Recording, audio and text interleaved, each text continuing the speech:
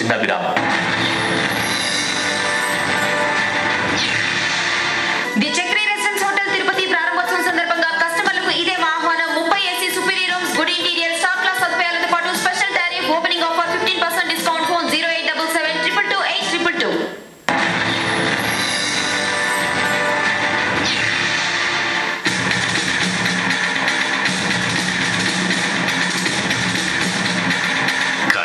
అంతకు ముందు గాని ఆ తరువాత గాని ప్రభుత్వ యంత్రాంగంలోని అన్ని స్థాయిల్లోనూ కనీ విని ఎరుగని స్థాయిలో అవినీతి వ్యవస్థీకృత భాగమైపోయింది. చెన్నారెడ్డిలోని నేనుకి అవినీతి పట్ల పెద్దగా అభ్యంతరం లేకపోవడం దానిని విశృంఖలం చేసింది. స్వయంగా ఆయనకు చందాల రెడ్డి లాంటి నామాంతరాన్ని తగిలించింది. ఇది విన్నాను. అప్పట్లో ఈ మాటని ఖాయం చేసింది ఎవరంటే వాజ్పేయి గారు. వాజ్పేయి తెలంగాణ ఈ ప్రాంతంలో తిరుగుతూ చెన్నారెడ్డి గారి మీద క్రిటిసైజ్ చేయడానికి ఈ పదాన్ని ఖాయం చేసి వాడాడు ఆయన. అక్కడి నుంచి ప్రజల్లో ఒకటి పాకిపోయింది కనుక ఆ మాట ఊరినే అంటూ ఉండేవాడు. కానీ నేను ఇంత సన్నిహితుడిగా ఉన్నవాడిగా అలాంటి చందాల కింద అడుక్కునే మనిషి కాదు ఆయన. కనుక ఏదైనా ఉంటే రాజస్యంగా తీసుకుని ఖర్చు చేస్తాడు కానీ చందాలు అడుక్కొని చందాలు తిని అలాంటి పిచ్చి పనులు చేసే మనిషి కాదు. పార్టీ నడపడానికి నిధులు కావాలి. నేను ఒకసారి చెన్నారెడ్డి గారిని అడిగాను, మీరు కరప్ట్ అని మీ మీద పేరుంది కదా, డబ్బులు వసూలు చేస్తారండి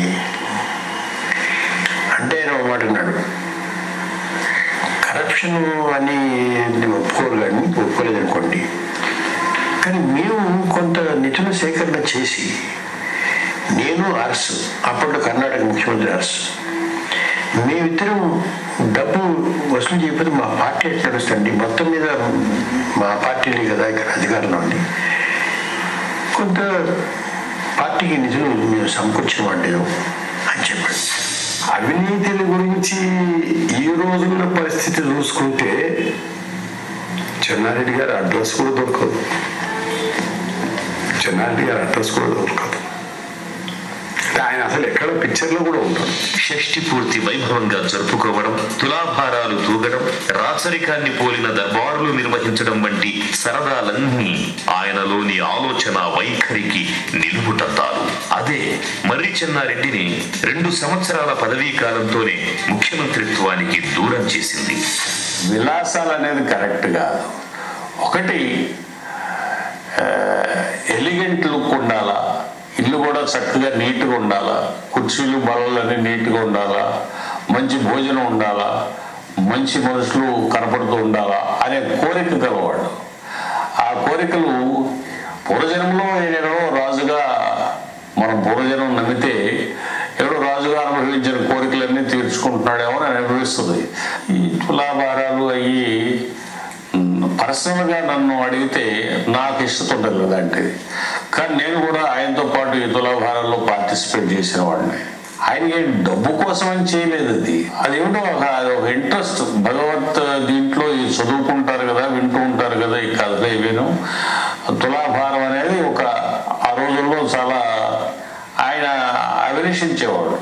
అది చేసేవాళ్ళు కూడా ఏదో ఒకటి చేస్తే 2 చేస్తే పర్వాలేదు, కానీ రోజు తులాభారాలు ఎక్కువగా చేసినట్టుగా కొంత పెట్టుకున్నట్టుగా పత్రికలు అవి కూడా రాసే ఆ రోజుల్లో.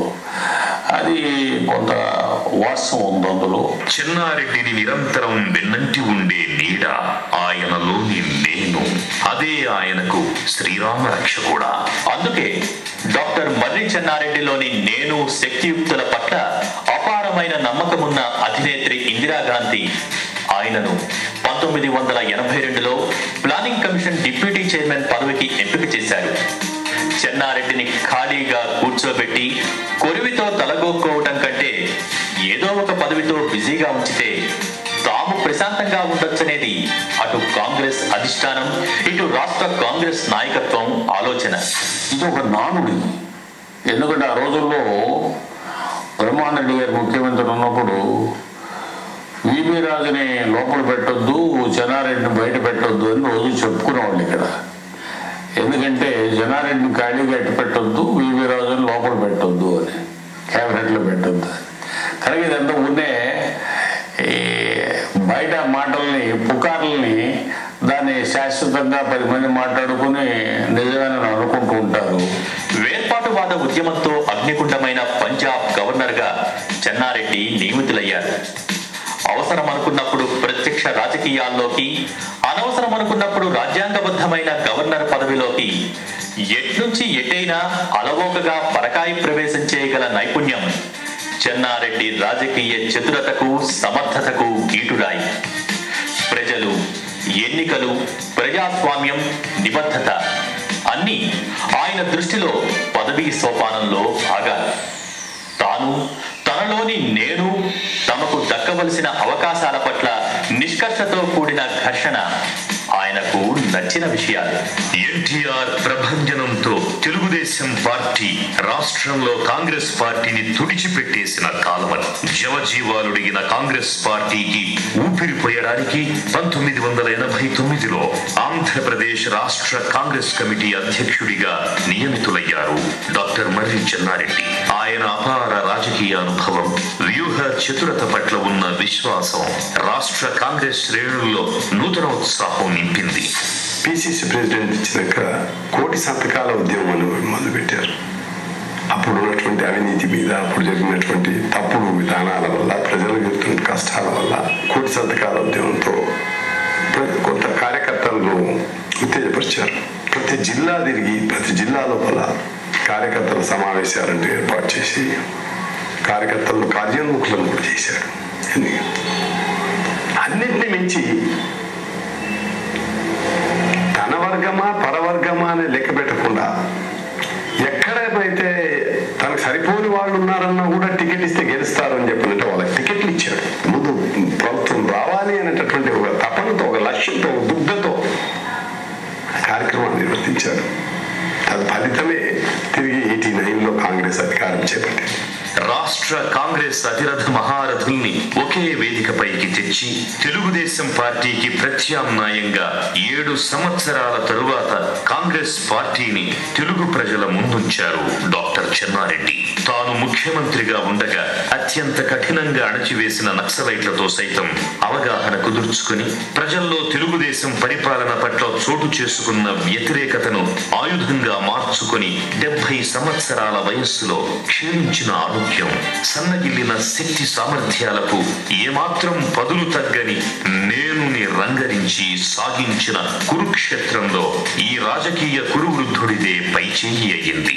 రాష్ట్రంలో మరోసారి కాంగ్రెస్ పార్టీ ప్రభుత్వాన్ని ఏర్పాటు చేసింది. డాక్టర్ మర్రి చెన్నారెడ్డి మరోసారి ముఖ్యమంత్రి అయ్యారు. కాంగ్రెస్ లో హస్తవాసి కలిగిన డాక్టర్ గా పేరు తెచ్చుకున్నారు.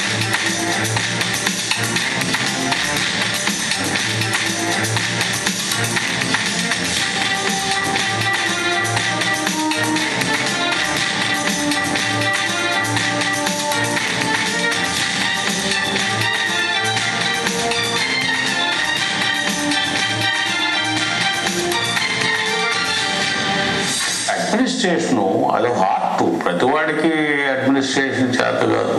ఏదో పదవి ఉండొచ్చు కానీ అడ్మినిస్ట్రేషన్ అది ఒక ఆర్ట్.